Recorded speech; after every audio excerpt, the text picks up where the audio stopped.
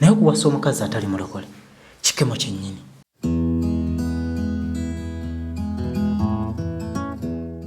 Webaza olunaku olwaleero mukeseza ekisa kyo kingi Mukama.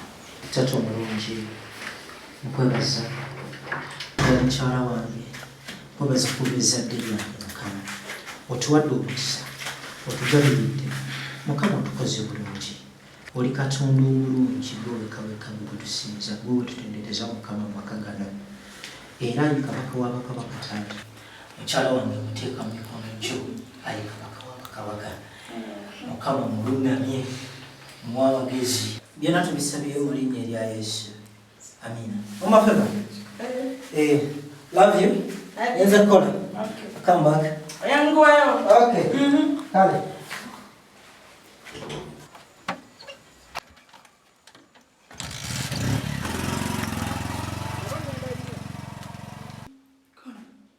Zesifumba na mujja wange. Chacho. Zesifumba na mujja wange. Yenjagala.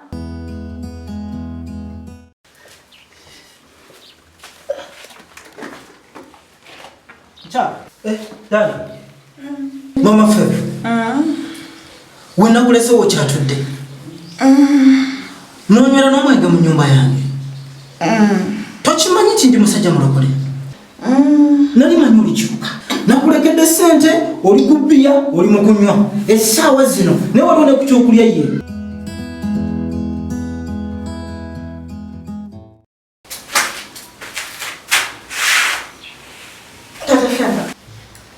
Naye mwenge gobeera ng'onnangira ne Yesu wamwenye ninga yagukoleka.